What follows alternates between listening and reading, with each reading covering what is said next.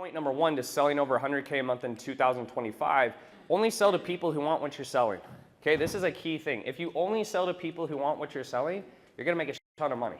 It sounds so simple, but you'll see people do the opposite all the time. Rookies sell to customers who have no interest. The veterans sell to the most interested buyers to maximize cash collected and optimize efficiency. So sure, you can sell door to door to learn skills and get better. I highly recommend it. If any of you guys really want to get good at sales, go up to Utah, be a commission-based salesman, do it for 3 months. I guarantee you'll be way better at sales and your mental fortitude will go through the roof. Because it's the hardest thing in the world to walk up to a door, pure silence, and you knock, and then they're looking at you. Your heart's beating as they get closer and they open, you're like, It's hard because you have to learn to really manage your emotions and have a high emotional IQ. But the second I stopped door-to-door sales and switched to an online business, I went from averaging 1 deal a day with a $500 payout to 3 deals a week at $3,200, okay, and it just went up from there.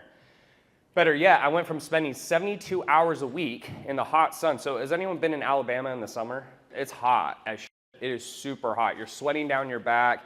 Half the time you're trying to get in the house so you can get out of the sun. You're just trying to get in the AC. It's not a very fun experience. And it looks hilarious because when they open the door, you're sweating everywhere. And you're like, hey, can I come in your house? And they're like, sure. But I went from 72 hours a week to working 6 hours of sales calls at 50% close rate. So I went from $3,000 for 72 hours of work to 6 hours of work for $9,600. And my pay went from $41 per hour to $1,600 per hour. Okay? And getting rich, as you guys know, is all about leverage, right? Yes, hard work is involved. I'm one of the biggest proponents of hard work, but there has to be leverage involved. If you sell to interested customers, you will magically become better at sales. So the first point, I just want to drive this home, only sell to people who want what you're selling, okay? There's no glory in selling to people who don't want what you're trying to sell. There's no glory in it. It is a waste of time, it is inefficient, it is not worth your discussion. You find out if they're interested. If they are, move through it. If they're not, move off. It's it. This is not door-to-door sales, and door-to-door sales will help you get better at sales because it's hard to sell to those people, not because it's going to help you get rich. So how do we do this? We don't walk up to the door and knock on it, okay? So you don't do door-to-door sales. That's rule number one. What we want to do is we want to qualify them, okay? There's 3 ways we can qualify someone. The first is they buy something low price, so it's likely they will buy something higher price, okay? So when you guys see me sell a book for $3, you may think it's kind of dumb, but a person who spends $3 is 10 times more likely to spend more money than someone who spends 0, okay? That's a statistical fact. So by getting them to buy something early on, that automatically qualifies them as maybe someone who will buy something else. Number 2 is how we speak to them via DMs to see their interests, okay? That's why we spend so much time with you guys on how to talk in the DMs. The goal is not to skip steps, it's to go as fast and efficiently as possible, okay? So if you take 20 DMs to qualify someone and I take 6, I'm getting 3 times more output than you.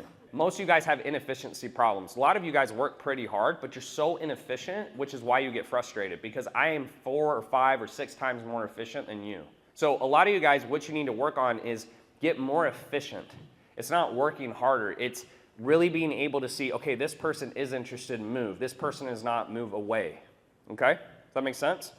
Number 3, we have them fill out an application prior to the call. So if you go out and ask, oh gosh, we had to throw in a relationship analogy. Sorry, I forgot this was in here. So if you go out and ask 10 married women on a date, your closing percentage might be pretty low. Okay? Unless you're in Miami, it is a toss-up. Okay?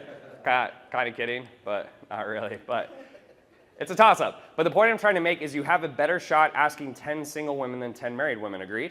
Okay? Why is that? I mean, we all know why it is. It's not crazy to think that through. So why would you think selling a service or product would be any different? I see this happen all the time.